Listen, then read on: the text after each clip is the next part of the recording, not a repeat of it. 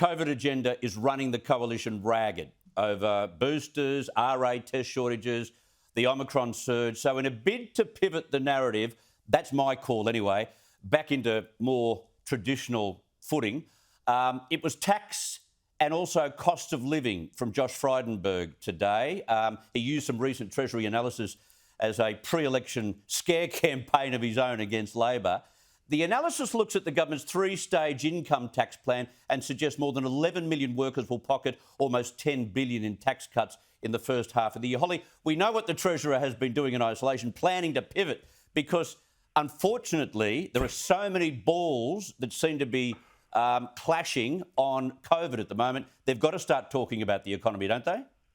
Well, I think the economy underpins everything we do, whether it's our COVID recovery, it is cost of living, it is pressures on families. It was interesting, I just heard Jim Chalmers was on 4BC and couldn't answer the question, or wouldn't answer the question more to the point, was Labor planning to introduce new taxes or increase taxes? And what we don't know, and it is important we talk about the economy, is each way Albo going the $387 billion of new taxes that Bill Shorten proposed at the last election? As Jim Chalmers said on Insiders, he plans to go after family trusts that a lot of small family businesses rely on. Over 310,000 small family businesses that employ more than 1 million Australians have these sorts of tax structures, and Jim Chalmers has said that the Labor Party is going to crack down on that. When we come out of COVID, and we are coming out of COVID, Omicron's now 95% dominant strain in New South Wales, which means it is much more mild as a variant. We are going to see the economy start to look back to how we can improve the economic bottom line. We need to support businesses, not whack new taxes on them.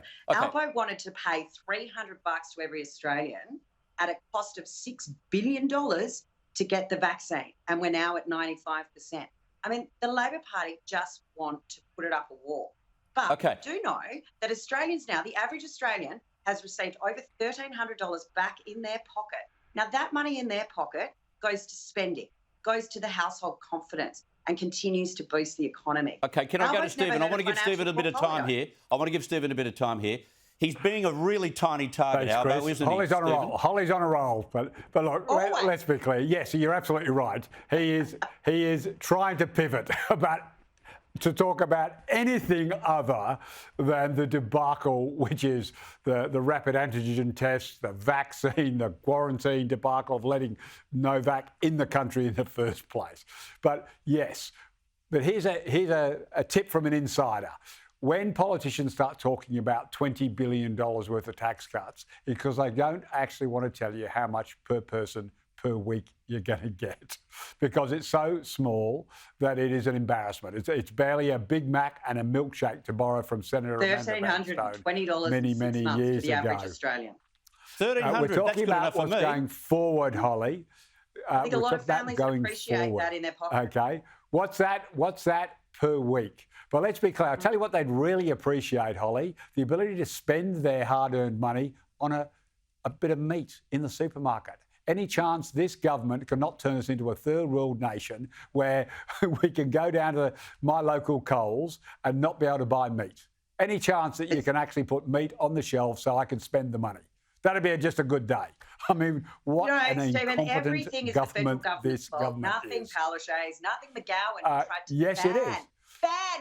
Let's be clear. The Transport Workers Union. Wasn't enough for them. The Transport Workers Union. Now, let me finish this one, Chris. He keeps interrupting me. OK, let's Stephen, wind up. Let's go. The Transport Workers Union said in October last year that we're going to need rapid antigen tests to guarantee supply of essentials. So did the federal government, and the state said the government said we don't need rats. We don't need rats. We've got gold standard PCR.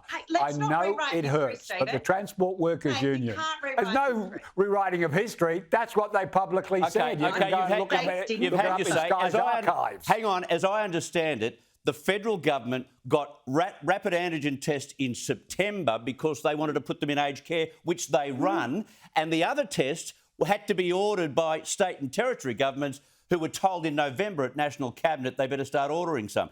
Anyway. Oh, don't let the truth get in the way, Chris. That was the truth. Anyway, I've got to leave it there. I've got to leave it there. I love it when you two get together. Hollie Hughes, Stephen Conroy, thank you for coming on the program.